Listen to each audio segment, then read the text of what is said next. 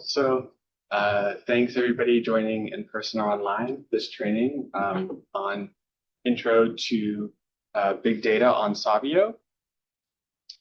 So the agenda for today is first to introduce Savio and a little bit about high performance computing, followed by OpenOnDemand, which is our web browser based tool for accessing Savio and setting up jobs, accessing your files, and a number of other things. We'll very quickly cover Globus, which is our tool for transferring large data files to and from Savio. And then we'll discuss computing with big data on OpenOnDemand. And that's going to be both in Python using the VS Code module in OpenOnDemand, and then with R and RStudio using that module on OpenOnDemand. And so this is going to be sort of more of a quick start style training for people new to Savio and HPC. And so it might be a repeat for some of you who are more familiar. And for those of you who want more classical training that goes through more of the command line tools, we have that available as well.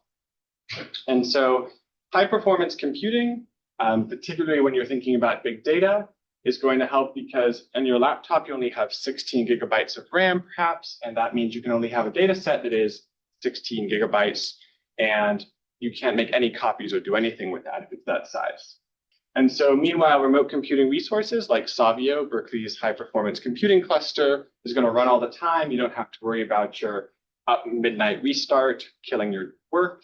It's flexibly accessed. You can access as many machines as you need, depending on your needs. And there's also a lot of storage, so you can store the big size data set. You might have a hard time with laptop or desktop. And then there's updated hardware continuously, which again is something that typically your home machine isn't going to have. Just some key terms that will come up throughout the training. One is RAM. This is like the working memory of your computer. So when you load data, this gets loaded into that really fast memory your computer has. That's RAM. And so if you ever run into an out of memory error because your data set is too big, that's because you run out of RAM storage, not the space on your hard drive. The other key term is the CPU, which is basically just a processor, and each core of your CPU can work on a single task. And then when I say storage, I'll generally mean memory for saving files, like on a hard drive. And so Savio, in like a simple term, is just a collection of really powerful computer. We are going to call those nodes, which is sort of the technical term, and those are divided into partitions. And so a partition would be like one particular kind of computer, so they would have like a similar processor and a similar amount of memory set up. And then we also have some really big, really fast hard drives for storing your data. And those are networked together into one cohesive unit. And so it's good for working with data sets or computationally intensive tasks. And so if you don't already have access to Savio, basically almost all regular Berkeley faculty can request 300,000 service units, which is roughly 1 core hours. That is to say, roughly 300,000 core hours. Every year they get that allocation. Faculty members who need more can purchase their own machines for use under our condo program. And so first thing we'll talk about in more detail is what is OpenOnDemand. It's a web platform that provides easy access to the cluster's high performance computing resources and services. And it's designed and developed by the Ohio Supercomputer Center. And so traditionally, you would need to use the command line. You would need to say, open up your terminal and SSH, use a bunch of commands, and have a bunch of different software installed in your computer. OpenOnDemand takes all of those features, puts it in your web browser, makes it much easier to log in. You get to authenticate with CalNet login, just like you're logging into your Berkeley email. Additionally, so for new users, it's going to be intuitive and easy to use access to computing resources without having to learn a bunch of new command line tools. And for advanced users, it's a much more convenient way to access some of the traditional command line features. And so one nice thing is you can open new terminals without having to authenticate multiple times. And so basically OpenOnDemand kind of sits sort of between you and Savio and sort of gives you access to the computing resources, the file system, and also the job scheduler, which we'll talk a little bit more about scheduling jobs in a second. And so to log on to OOD or Open On Demand, you just go to this link, and basically you can log in with your account credentials. You have to click accept for the sharing of some account information on the CI login page, and you should be good and into Open On Demand. Once you've successfully authenticated, you should see this OOD dashboard pop up. And you notice there's a few key options that we're going to break down. The first is if you want to manage files on Open On Demand, you click on Files, and then you can click on Home Directory. So from here, you're going to be able to view and edit text files, create or rename, or delete files and directories. And you can also upload and download files and directories as well. If you're going to be transferring a really big data set, this approach might not be a good option. We'll discuss the Globus, which is going to be a better approach for transferring large amounts of data to and from Savio later on. And so this is what the file editor and viewer looks like. So for instance, you can see here, you have a bunch of files folders off to the left, and you can see files and stuff over here. If you click on the edit button to edit a file, you'll see something that looks like this over here on the right. And you could just edit your text file and then hit save, that save button in the top left, and that would save your text file on Savio. So you can edit some simple text files or code files on Savio without ever downloading anything to your computer. Do note if you're using a web browser, right, you do make sure you hit that save button and not Control S. Control S will save the web page to your computer, but not save your code file. So that's one thing to bear in mind when you're using this little text editor. In terms of disk space options, there's really two main disk space places to save your data that you have available to you.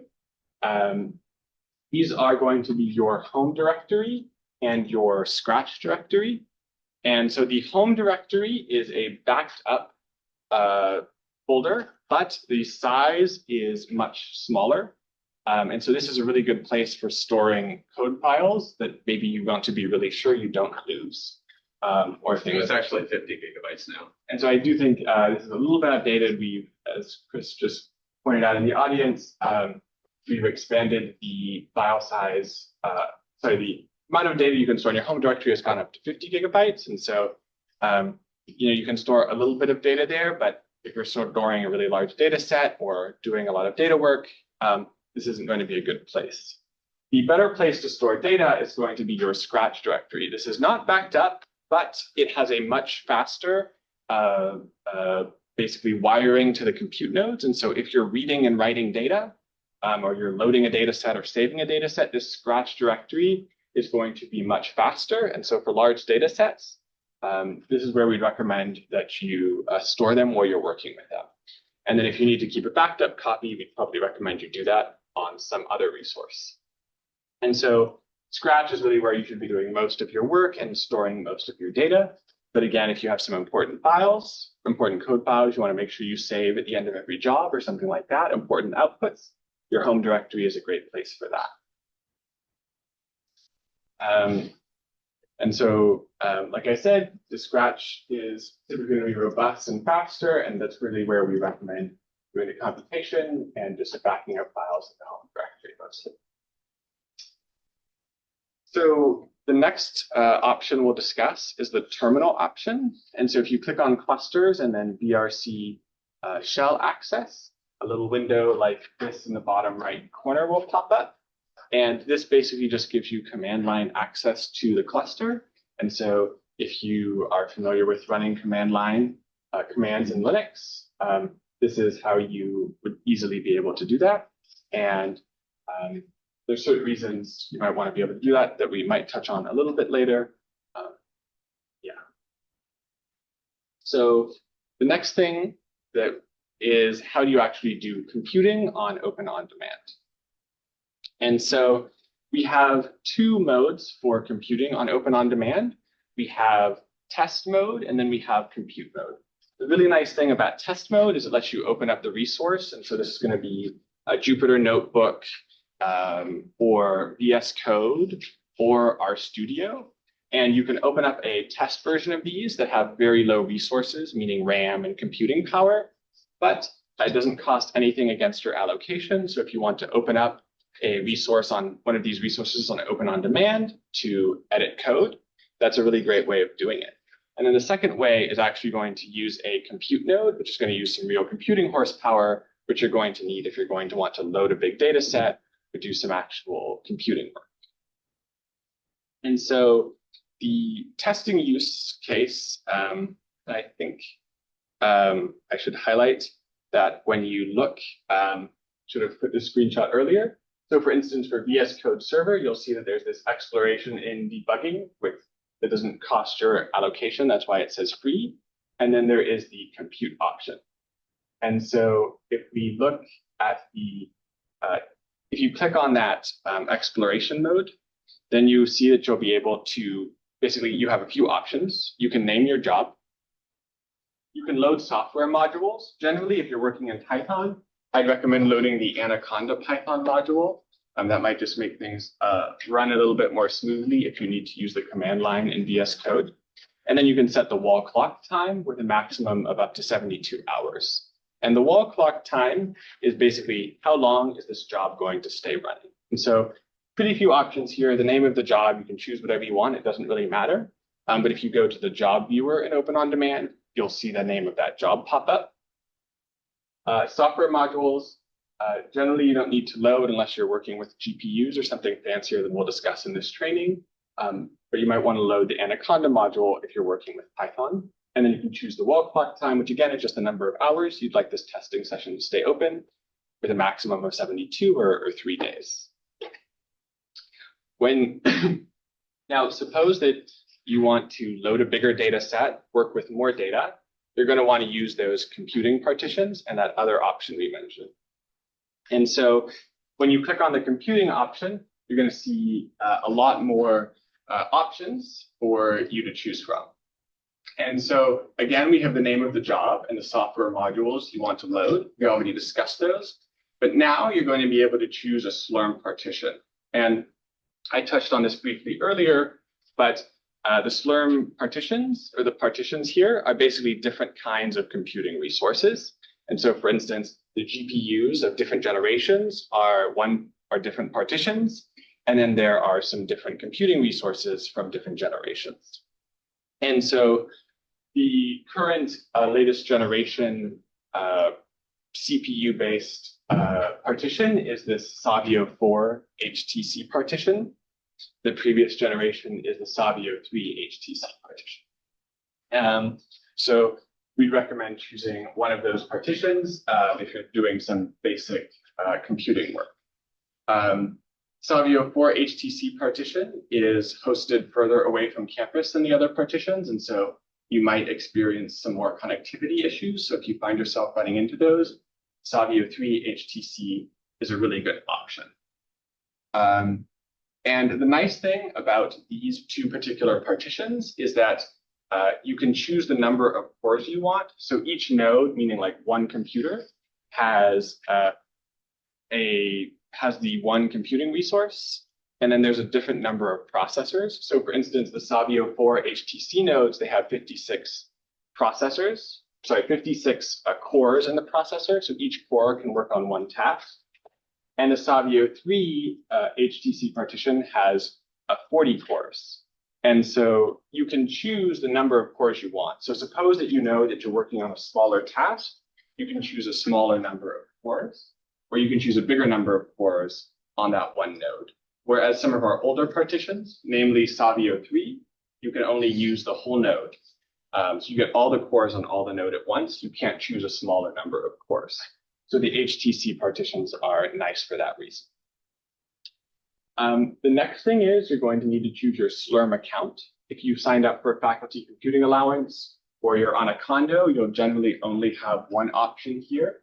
The faculty computing allowances, they always start with FC underscore.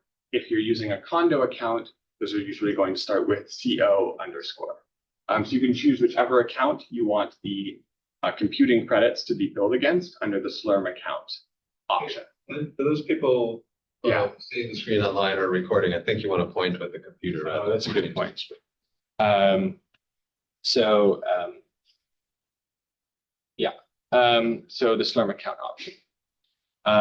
The next thing you can choose is the QoS, or the quality of service. And for almost always, the QoS that you're going to want to choose is Savio_normal. Because it's alphabetically first, it's normally going to default to Savio debug. And so we generally recommend choosing the Savio normal quality of service, which is just going to normally what you're going to want to use. Again, the next thing is choosing the number of CPU cores per node. And so if you're using VS Code, which is here on the left, you're only going to see the number of CPU cores per option at this current time. But if you're using RStudio, you can choose both the number of nodes that you want, as well as the number of cores per node. Typically, you're only going to want to choose one node, unless you're working with a sophisticated computing setup that will allow you to work across multiple nodes. And so you can choose one core, and then the number of, you choose one node and then the number of CPU cores that you're looking to access. And then lastly, again, you can set the wall clock time, which is just the amount of time the job can run for. If you're using a faculty computing allowance, the maximum is 72 hours. Then lastly, sometimes if the computing resources are being used all the computing resources are being used in that partition, you won't be able to start running your job right away. So you can put your email down here at the bottom, and then when your job starts, you'll get an email notification that your job has started. So that's usually a good thing to add. In case your job doesn't start running right away, you'll get an email when you are able to start working. It's worth noting that GPUs are a little more complicated than what I discussed here. We aren't talking about GPUs in this training, but we do have additional information on our documentation website. And so I already touched on this a little bit, but just a reminder that the old partitions like Savio 3, you get the whole node, all of the cores, and on the newer HTC jobs, those are going to be the _HTC partitions that you get just the number of cores. And additionally, you get a proportional amount of memory to the number of cores you request. And so on Savio 4, that is going to be 4 gigabytes per core. So if you request 4 nodes, you will get 16 gigabytes of RAM memory for your job. If you request 10, you'll get 40 gigabytes of RAM memory for your job on Savio 4 HTC. And that's in spite of some Savio 4 HTC nodes having more than 256 gigabytes of memory. And so once you click that launch button at the bottom of the job start page, then the startup for your job will go through 3 phases. The first one is going to be this queued. So it's going to say queued. And that's sort of waiting for your job to get its spot to run, find available computing resources. And then it's going to say starting. So sometimes if your job starts running right away, you might just only see this starting page. That doesn't mean anything's wrong. And then once your job has started running, you'll see this thing in the top right of the screen, which is the RStudio server. And then you can see on the right, it says running. And if you wanted to connect to this session, you would just click on the connect to button. And then it's going to pop up, open a new page. And so also remember that when you're done running your job, you're going to want to hit that delete button. That is going to stop your job from running. So it will stop you from using more computing resources or having your account billed for more computing resources than you've used. You can also log out to be sure that you're staying secure. And it's worth noting there are some temporary files stored in your home directory, and you might want to delete those periodically just to keep the amount of files you're storing in your home directory to a minimum. And so I also mentioned that if you're transferring really big data files, you're going to want to use this tool called Globus. I put some brief instructions here. You can sort of log on to app.globus.org. You'll log in with CalNet after finding the login with Berkeley credentials option. And you're going to need to have two directories. And so I'm going to demo Savio and Berkeley. So you can see, you would search for UCB BRC and the UCB Google Drive collections. And we have more documentation on Globus here. And so I just wanted to illustrate what this looks like for folks using Globus. Once you get logged in, you can choose your collection. They sort of call like Savio is a collection, Berkeley Google Drive is a collection. And so for the Berkeley Savio, you're going to log in with the same credentials as Savio. And for Google Drive, you'll log in with your CalNet credentials. So you would just click on collections, and then you would be able to search. So for instance, UCB #BRC, and you could click on that, and it will bring up the files you have. And so if I want to transfer just a random file from one directory to another, I could just click on this, and then I would be able to hit start, and that will transfer this file from my Savio account to this location in my Google Drive. And so if I hit refresh, I think it should show that I've just transferred this random file. Oh, okay. Might be taking a second, but eventually, there we go. That file I just transferred from Savio to my Google Drive. And so Globus works really great. It's another web-based tool. And if you have a large amount of data, this is what you're going to want to use. And so now I think we're going to transition to the demo. I'm going to demo VS Code. What VS Code looks like I mentioned, there's these two VS Code server options. It's because technically we aren't using VS Code. OpenOnDemand uses an open source version called Code Server. And so one difference you might notice is that the extension marketplace is a little bit different in the VS Code server on Savio versus VS Code that you have on your laptop. So one notable omission, for instance, is GitHub Copilot, that we do have a somewhat outdated version installed on the VS Code in Savio. And so I think one case I didn't mention is that we also have MATLAB available if that's something people need to use as well on OpenOnDemand. And so why would you be interested in using VS Code if you've used Python before, maybe Jupyter notebooks, but you haven't used VS Code? VS Code centers on a project folder, and so you have all the files in that project folder up on the left-hand side at all times to access. It has a rich extension marketplace, has really good support for all almost all programming languages, and some really cool features through those extensions. One of those is GitHub Copilot. You can also use VS Code even for things like compiling LaTeX files and stuff like that. It has quick access to a terminal at the bottom, and then also can be really good for error resolution. It has built-in debugging feature, can be very helpful with formatting code, identifying errors. Jupyter notebooks are very well supported, and you can, I'll talk more about Jupyter in a second if you're unfamiliar. There's also port forwarding, which is good if you have, say, a dashboard web page that you would like to load, and I'll note that we have a case of that later. So with that, I think I'm going to transition to a Jupyter notebook to get into the more Python big data section. So the first thing, so for those of you who have used Python on Savio before, or who maybe used Conda environments, a little bit of this at the beginning might be a bit of a recap. If you're working with Python on Savio, we typically recommend using a Conda environment. And so what is a Conda environment? It's basically a separate Python version with its own set of packages that are available to it. And this means that suppose you have two packages that have a clash in their dependencies. So one needs a new version of NumPy, one needs an old version of NumPy. You can have two different Python environments that use these two different versions of NumPy.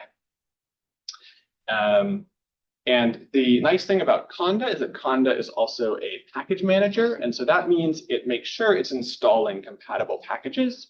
And if it can install compatible packages, it will let you know. So this can be really good, say, for improving reproducibility. Suppose you want to ship your code to somebody else. They can install a near identical environment fairly quickly.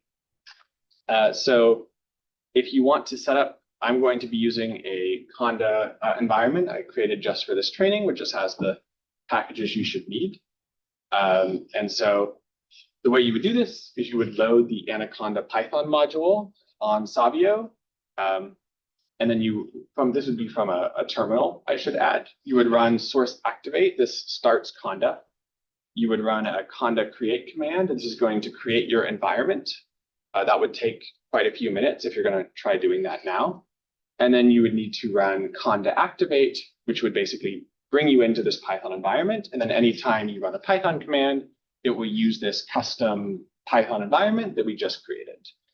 The last thing you might want to do is you want to register this kernel with Jupyter. So this would be saying not just have a Python environment sitting around on your computer. I want to be able to access it as a Jupyter kernel. You could run this last command and make the display name big data training. And that's what I did. And that's how I'm using it as a Jupyter kernel for my Jupyter. Jupyter notebooks basically are, if you're unfamiliar, allow you to break your code up into cells with outputs right below. I think it's sort of comparable to RStudio markdown type files. There are code cells, which are Python in this case, that you could use other programming languages as well. And there are markdown cells, which are like this, which are basically more text-based cells for explaining things as you go along. There's some nice features about Jupyter, which is that there is an object viewer, so you can see the things that have been loaded. I don't have anything loaded right now because I haven't run any code, but if I had, you can see those here. And also allows you to switch between different, say Jupyter kernels and stuff. So for the Python section of this training, I wanted to introduce 3 tools. And so basically, each tool is going to cover a different case. And so I think the first case is, suppose that you have a smaller data set or you're working on prototyping your data. The tool that I would recommend using is Polars and Polars data frames.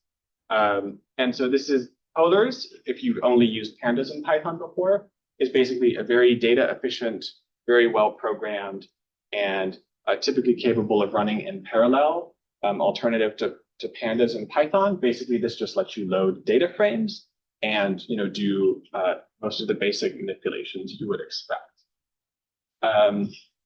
If you have a data set that's really, really big, too large to fit into memory, so suppose you have a 2 terabyte data set, but you don't need that much computational power to process it. Maybe you're just doing some very simple operations.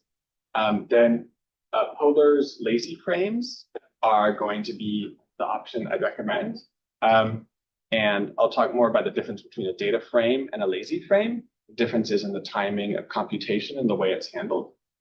And then if you have a really big job where you're going to be needing to use multiple nodes, then there is this Dask, and they have a special job queue package / add-on that is built for use on high performance computers like Savio and going to be very helpful. I'm using this Open Bootstrap data set, but that's not super key to the training.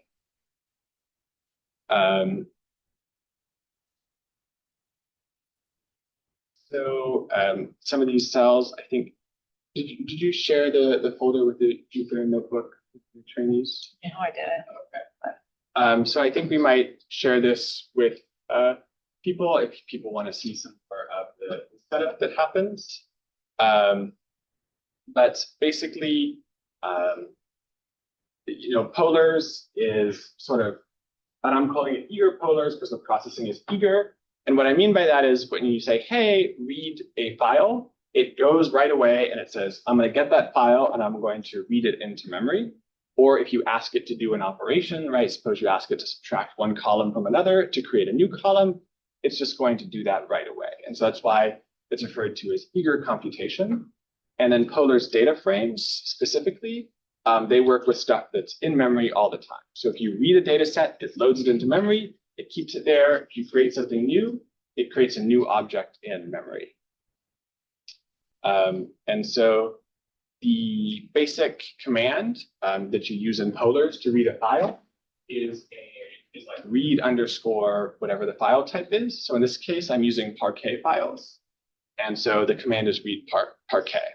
If you were using a CSV, it would be read underscore CSV, and it can read in your files. Now, if you're working with big data, typically we recommend using Parquet files because Parquet files have some really nice features. And so one of them that I'm trying to highlight here a little bit is that the files, the way the data is stored is by columns. So if you've ever looked at like a CSV file, you know that all the data is stored by rows. And so when your computer goes in and reads the CSV file, it reads every row, the whole row. But in Parquet files, things are stored sort of separately by columns. And what that means is if you just want to read a few columns of your data set, it's going to be much faster. So maybe you have 100 columns, you only need to work with 25 most of the time. Using a Parquet file is going to make things a lot faster. Just this is a very simple example. I read the whole file versus only a selected columns, and you can see it was notably faster. You show the columns needed just so people are clear on. Okay. Okay, so I just loaded 2 columns. I think, yeah, so, it's not a massive speed up, but like you will get a little bit of bigger speed up, especially if you're working with a larger data set. I did just share that folder, so.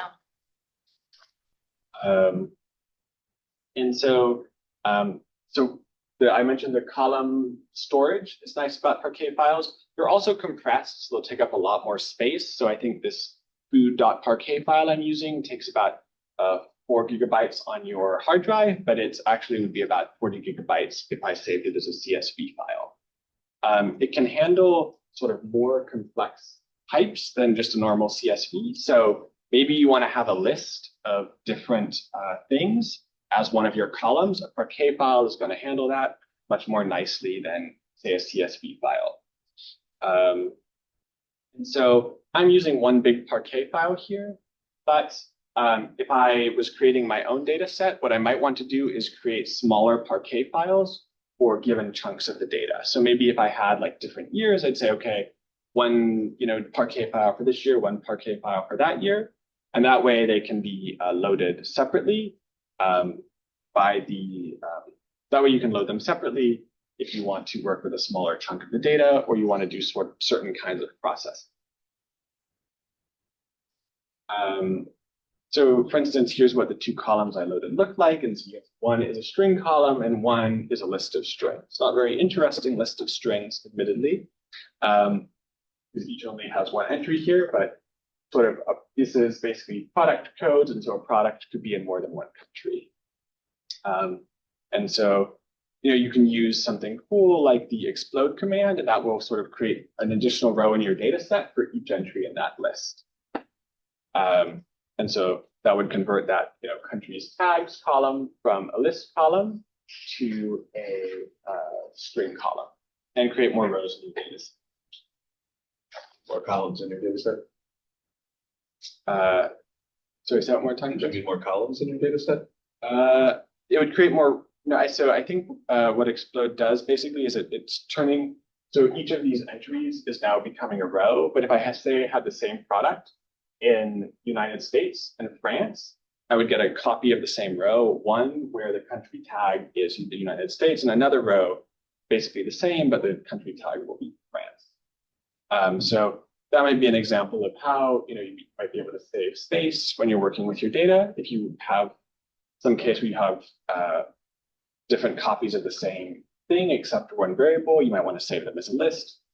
Parquet files provide a way of doing that. So just to highlight one of the neat features about Parquet files versus some other file types. So now, like I said, if you want to work with data that's larger than the amount of RAM you have available on one of our computing nodes, and you don't need an extraordinary amount of computing power, say 1 node is sufficient, Polar's lazy frames are probably going to be your best option. So first I'll mention the difference between eager computation and lazy computation. As I mentioned before, eager computation is where you say, hey, read this data file right away. The code is going to go and it's going to read that data file. Lazy computation basically takes notes on what you're asking it to do. So you say, load this data file, then get this column and subtract it from this other column after filtering for these variables. It's going to say, okay, note that, note that, note that. And then when you ask it to say, save the file, it's going to say, okay, let's run all of these computations now. And so that's sort of eager computation versus lazy computation. Lazy computation waits to take all of the actions you've requested until you need it to, right? So a very common workflow, right, is you load a file, ask a bunch of operations, and then save the file. And so with eager computation, you would load the data set, do all those operations, and then save the file.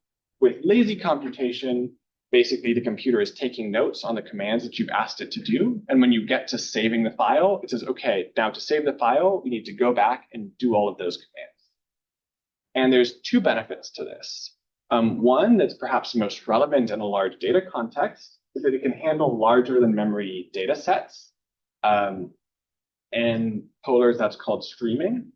And so what that means is it can read chunks of the data and do those as smaller operations without overwhelming the amount of memory you have. The other really nice thing is that if you tell it what you want it to do, it can say, hey, is there a more efficient way that we can do these operations? And so, for instance, suppose that you ask it to subtract one column from another column and then do a filtering operation. It can say, hey, why don't we do this filtering operation first? That way we can reduce the amount of subtractions we have to do because we know we won't need these observations anyways. And so lazy computation is both going to be faster typically, and it has the added, and additionally, it's also going to help you handle larger than memory data sets. Then one thing to note, so here in Polars, I used read parquet to start a data frame, but if I'm doing a lazy frame, I use the scan command. That's because essentially it just scans your data set to get some basic properties, and then it creates it as a lazy frame so it doesn't load it into memory. So here I'm just going to select a couple columns, and then I'm going to ask it to do a couple operations, and then I can look at the plan. Sometimes these are called like a task graph in Dask. And so basically you can see if I ask it to explain what operations it's going to do, it's going to give me a very literal readout of the things I ask it to do if it's not optimized. But when I say, okay, give me the optimized version of your plan to do all the operations I asked, it will give like a slightly cleaner version of the same plan of computation. And so that's what's going on under the hood when you're doing lazy computation. Both the computations might be made more efficient if it's possible. And then additionally, you're going to be able to you're going to be able to reduce the amount of memory used. And so suppose that you're going along and you say, hey, I have this lazy frame, but now I want to actually do the computation. In Polars, you run this .collect command. And so that will basically do all of the steps you asked and give you a Polars data frame, which is to say load all of the data into memory, but only at that final step. And one last note is that if you're working with data that's larger than memory, you might want to use, there is a streaming option. And if you set streaming equals to true, that will make sure that Polars uses the engine that works with out-of-memory data sets specifically. So that's one additional note when using the Polars lazy frames.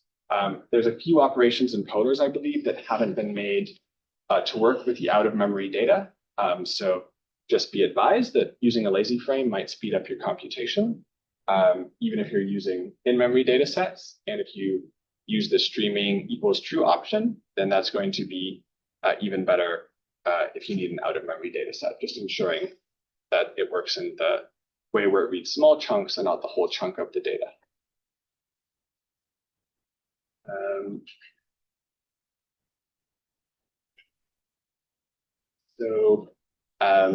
The last thing I wanted to talk about is Dask. Dask is, well, like I said, if you need to use multiple nodes. So Polars is really great. The downside is you can only ever use one node at a time. If you really need a huge amount of compute power, potential case for this is, suppose that you have like a data set that has a really big text column, so it has like really large paragraphs, and you need to do some sort of very complicated natural language processing on it, and that would take too long on one node. Maybe you say you want to use 10 nodes to do that processing. Dask might be a good option for that because it's going to allow you to use 10 nodes on your data set. Dask is built on pandas, so if you're familiar with pandas in Python, that's going to be a good option.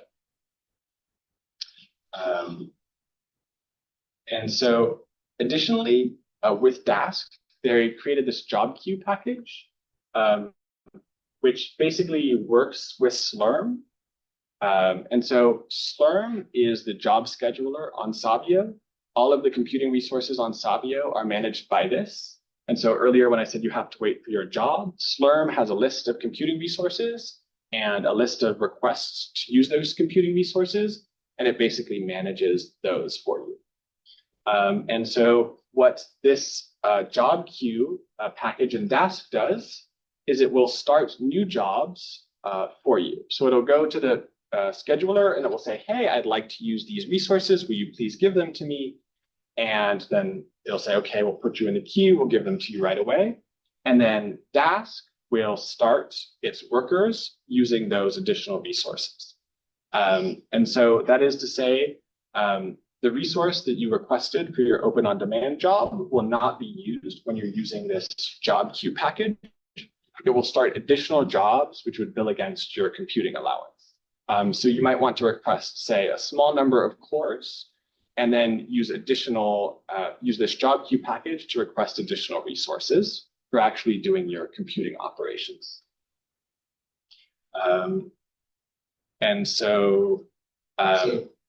That suggests that you'd want to use the interactive free app because all the computations can happen in a separate job. So just, I don't know if the people on Zoom can hear, Chris was just clarifying, would you want to use the testing mode and then run your code like this? And I think the answer is probably if you're not ever loading any data with Dask, then you can just use the testing application, the testing mode of VS Code, and that way nothing will be billed against your computing account except the computing resources Dask requests. It is worth noting if you decide at some point later in your workflow you're going to want to load a larger data set into memory, you might still want to be running this code in a node that has more memory and more computing resources.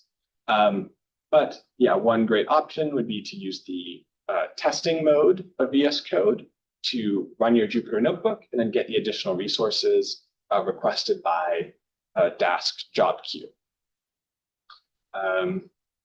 So I have some notes on best practices here, but I think it might be helpful to go through them.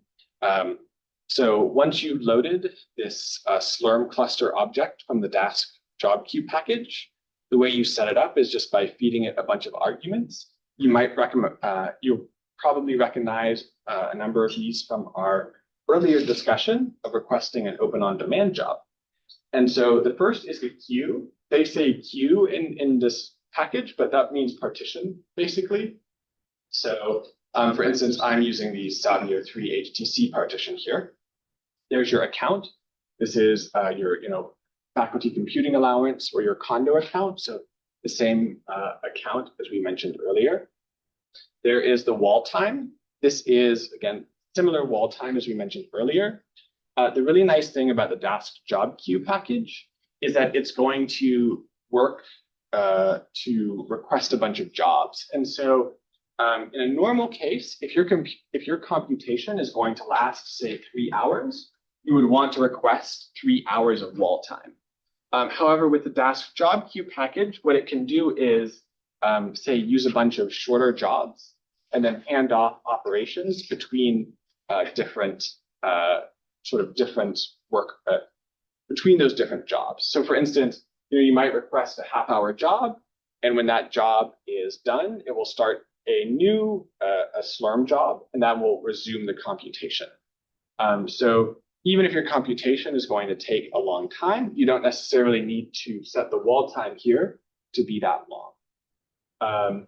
And so that's like a very nice feature. You, of course, can set it to be longer. You don't want to set it too short because then the setup time is going to sort of be wasted. You have the number of cores here. That's, again, the same as I mentioned earlier. I just chose 20 cores here. And I believe on Savio 3 HTC, that corresponds to like a little under 200 gigabytes of memory. And so I think I set memory here to 96 gigabytes. I meant to do 10 cores because that maps almost perfectly to the amount of memory I should have. I think there's 9.6 gigabytes of memory per core on a Savio 3 HTC node. I'm choosing one process. And so this is maybe getting a little into the weeds, but the way Dask works is you can have processes and threads, and basically work is going to be the same, but having one process basically creates 10 worker threads and allows them to share that big 96 gigabyte memory pool that I'm creating. Whereas if I had more processes, it would create basically more workers that have a smaller amount of memory available to them. Is basically the way of describing it. So generally, I'd recommend doing one process and then whatever number of cores that you need. There's this local directory option that you might want to set to TMP, or you might want to configure differently if your data set is going to be not spilling a lot to disk, then using this TMP option will give you the fastest performance.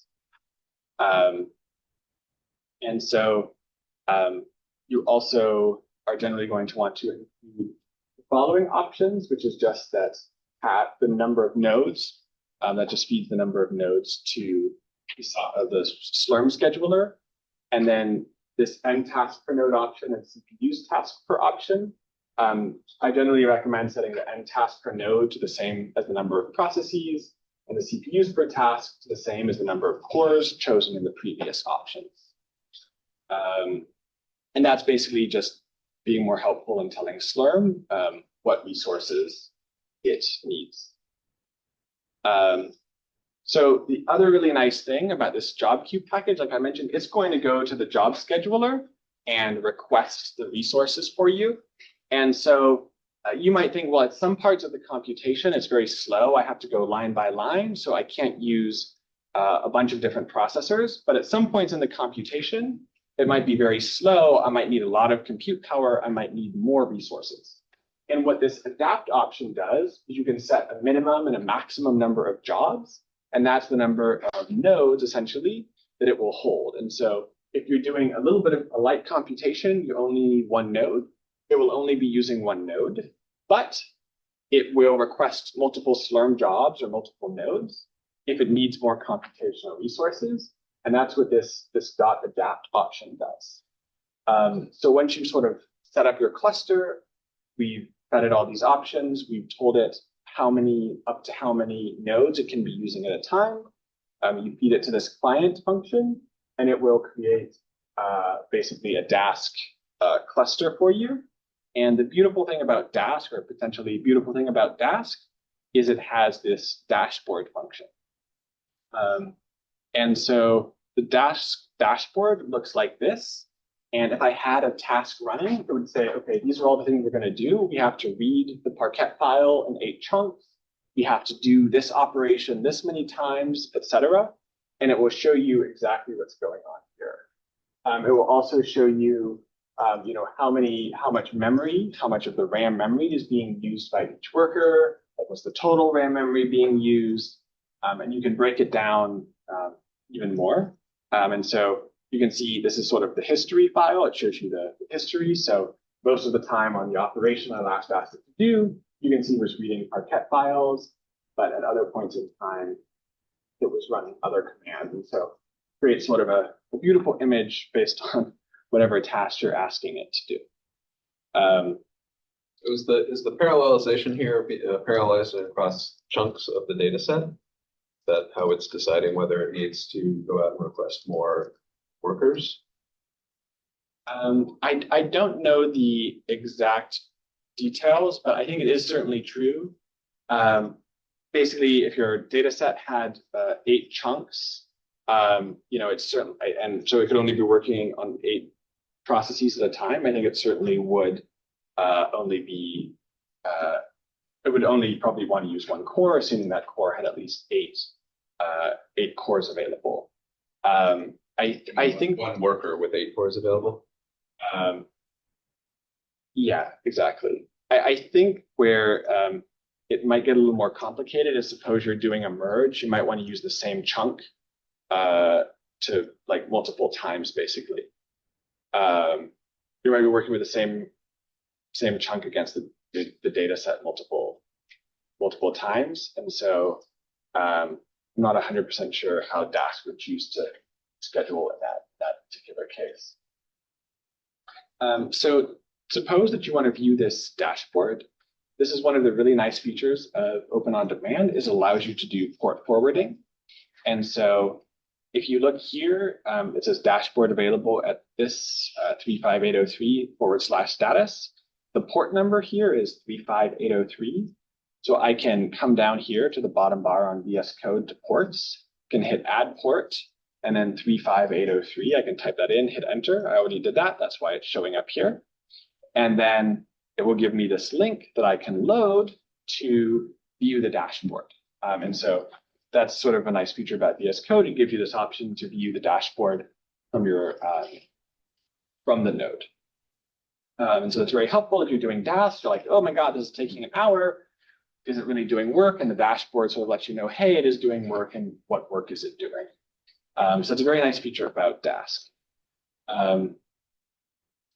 Basically, in Dask, you can just use this read Parquet function, and it will read in your data set file, and it will either use sort of partitions, which are sort of like chunks of data. You can see that it decided this data set I loaded in. It's sort of basically recommended you split it into 52 chunks, and so I have 52 partitions of this data set, or 52 chunks for the data of this data set. One thing to note is that Dask does like to be a little more fussy about data types, and so you might need to do a little more work setting data types here. And again, Dask is all built off of pandas. And so in some cases, you sort of create like a similar pandas data frame that has data types, and you can use that to set the data types for Dask. The other really nice feature of Dask, so one cool thing about Dask is that it understands these partitions. And so suppose that you have a computation that, like, say you only need to apply to every line in the data, or like every function in the data, or each partition, right? Maybe you have your data set split by partition into days. So each partition is 1 day's worth of data. If you need to do some computation on a singular partition for every partition, if you need to do computation for all of your partitions, but each partition individually, you can give Dask an instruction to do that. And so that's the map partitions command. And so basically, I just wrote a simple function here that takes in a data frame, pandas data frame, and returns a pandas data frame after doing an operation on it. And so then I can use Dask. I can do this map partitions function. And this is really efficient, right? Because Dask reads the partition, does the operation, and then if you're saving the file, it will just save that file. So map partitions is probably the most efficient way to give Dask a command.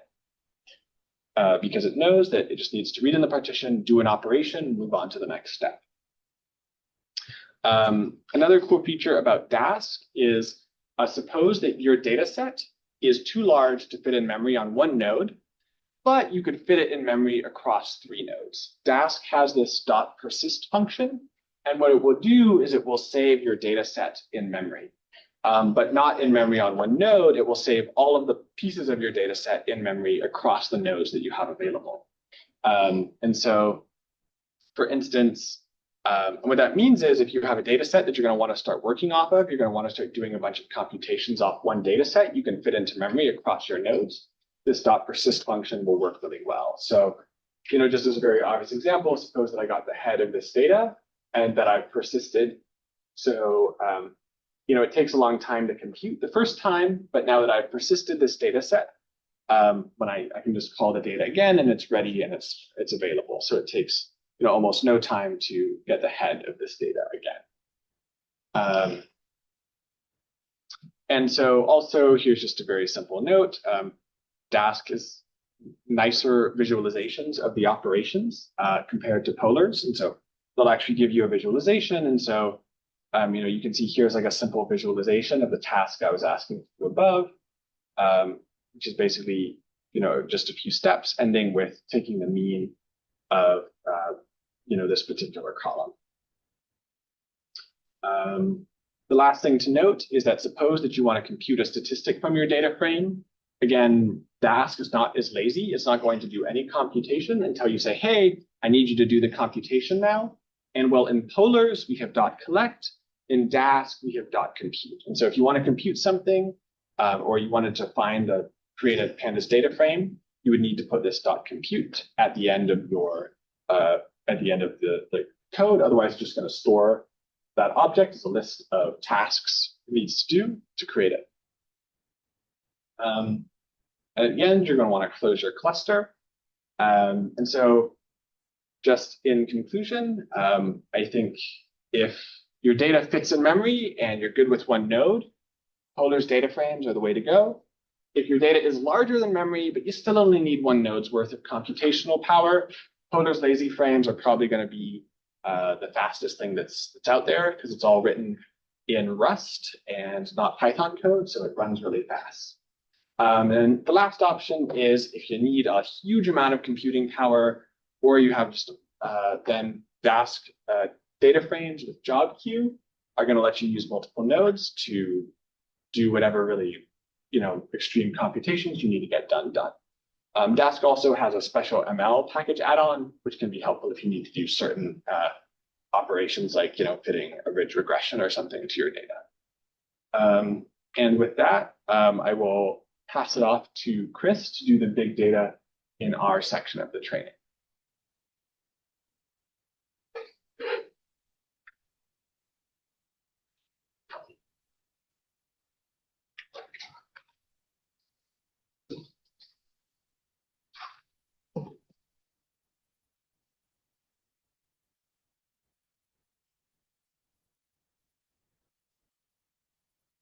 Sure.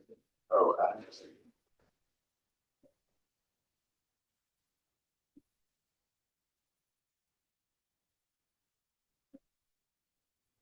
so I'm where Clint left off. My portion is going to be fairly brief. I'm just going to highlight a few things in R, particularly using RStudio through OpenOnDemand on Savio. So what I've done so far is I have already gone to the OpenOnDemand interface here in my browser window, and I've already clicked on RStudio server, compute using the slur partition. So this requests resources on the compute nodes. And I have an RStudio session running on one node and one core on Savio 3 that I've already connected to it. So then my RStudio session then my RStudio interface is here in this tab on my browser. And what I've done is we've shared a file called example.r in the materials that Amy just sent around during the training. So there's an example.r file in that. And what I've done is I've opened that up here in RStudio. So I've just gone to File and then Open File, and I've navigated to where that file is located. Forget if I put it in my home directory or my Scratch directory in Savio, but one of those two locations. So here we have just a little bit of code for being able to work in RStudio, and in particular using the arrow package. So before I get into the actual demo, let me just go back to the notes and make a few broader comments about using R on Savio. So this is just what I just showed, that we're accessing the RStudio application in OpenOnDemand. One comment here about using R packages on Savio is in many cases, you need to install the R packages directly through a terminal-based R session and not do it through RStudio. The reason for that is that some of the the shell environment variables don't get passed through into RStudio, and that can prevent installation of some packages that need to compile code in order to get installed properly. So this is just an illustration, a screenshot that Clint took, where in the terminal, this could either be the terminal just using SSH directly, or this could be the terminal that you've opened in OpenOnDemand. You can do module load R and then start R and then install and then run the command install.packages. Run the install.packages command here in your R session. So this is an example here of installing the arrow package. If you wish, you can choose to install it in a particular directory. If you don't do this, it'll just get installed in your home directory. Okay, so then just a little bit of background here. I would say that the tools in R for working with big data are not quite as advanced as those in Python. That being said, R does have a lot of very powerful tools for doing parallelization and working with large data sets. So it's only sort of in comparison to Python, but not quite as fully featured, but compared to a lot of tools that you might use, it's quite good. So the package I recommend in general for doing parallelization is the future package. If you are working in memory on one node, if you have a data set that you have the ability to load into memory on one node, the data.table package is a good choice. So that would be sort of corresponding with the polars package that in Python that Clint was discussing. Data.table has its own syntax that sometimes is a little bit awkward to use, particularly if you're not used to it, but you can also use the dplyr syntax, which is sort of the standard in R for working with tabular data. Data.table also allows you to use a lazy version of data tables in R, which is similar to the lazy frames in Python that Clint was mentioning. So you can use these lazy data tables via the dtplyr package.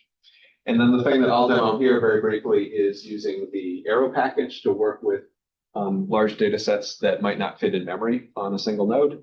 And this also involves lazy execution of the sort that Clint was showing at various points. So there's no real analog to Dask in terms of working with distributed data sets across multiple nodes, as far as I know. And another sort of shortcoming is that, as far as I know, the packages in R don't easily handle these sort of complicated columns where you have list or struct type columns. They're really in R. It's mainly that you have a column, and that's a column of strings, or it's a column of numeric values, or it's a column of integers. But that can usually get you quite far in terms of doing standard. Okay, so let me go over back to my RStudio session just to lose track. So here I am. I'm in RStudio. I ran the system hostname just to remind myself, and that I am indeed on a Savio 3 node. I only have one core available to me here because that's all I requested, but you could request more. I actually don't know off the top of my head to what degree Arrow will parallelize across different chunks of the data set. So yeah, I'm not totally sure about that. Okay, so we're going to load in the arrow package, and then in order to use some of the syntax that we're going to use to do the processing of the tabular data, we're going to use the dplyr syntax, so with the dplyr package loaded. Okay, and so here's an example of the sorts of things we can do. Actually, these files are not actually shared with you, but in my Scratch directory, in the big data training subdirectory that I created, there's yet another subdirectory called Parquet, and that has a set of 10 different Parquet files that collectively make up a single data set. And we could see that if we go over to, if we go to clusters and then BRC shell access, this will just put me into a terminal session on a login node. I could then go to my Scratch directory.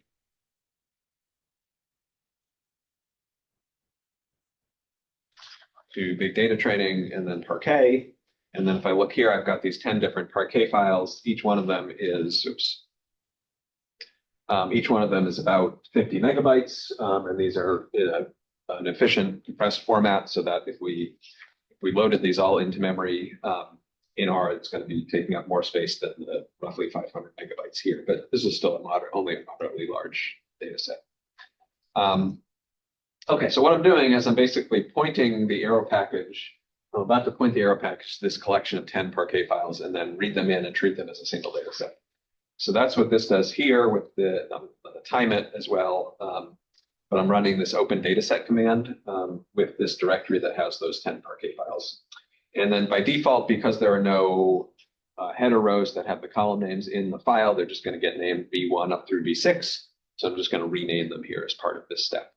And you'll notice I'm using the pipe operation that is common to working with doing operations on using the dplyr styles. Okay, so let's go ahead and run that. You'll notice it only took 0.1 seconds, and that's not because I loaded the entire 500 megabytes or more once it gets decompressed. That's not because it loaded that all into memory that quickly. It's because it's happening in a lazy fashion in the same style as Clint was describing. And so I could ask what the class of this data object is that I just loaded in with the open dataset command. And if I ask what the class is, we'll see that it's actually still just a query. So it hasn't actually loaded any data in or created any real data objects. It's just sort of sitting there and lazily waiting to be evaluated. However, I can do things like find out what the dimension of the data is. So they're collectively across the 10 files. It looks like there are about 22 million rows and 6 columns here. So this is a data set of web traffic to the Wikipedia website. And it basically contains the number of times that people have accessed different websites, which is listed as page in different language versions of Wikipedia on different days at different times of the day, and then the number of times that the page in Wikipedia was accessed. So that's what we are about to look at. If I want to go ahead and actually look at a small subset of the data, I'm going to do something similar to what Clint described in Python, which is I'm going to ask for 20 observations from this data set, and then I'm going to call collect, and that is going to say, go do this full pipeline of operations, return back the resulting 20 values, and that should get returned back as a data frame in R.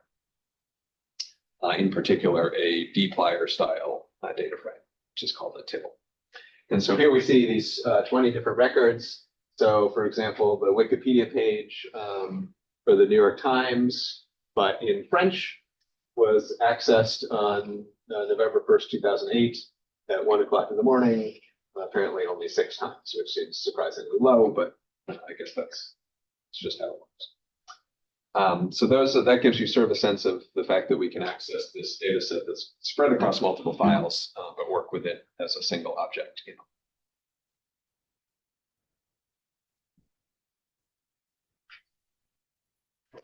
Okay, so now you can do the sorts of things that were similar to what Clint described, but using dplyr syntax. We're going to set up a pipeline of operations. For example, I might take the data set grouped by language, so the different English, French, German, Chinese, different parts of Wikipedia. And then I might want to summarize and find out how many times has each of those different language portions of Wikipedia been accessed in this data set. And then I'm going to sort that in descending order of the number of hits.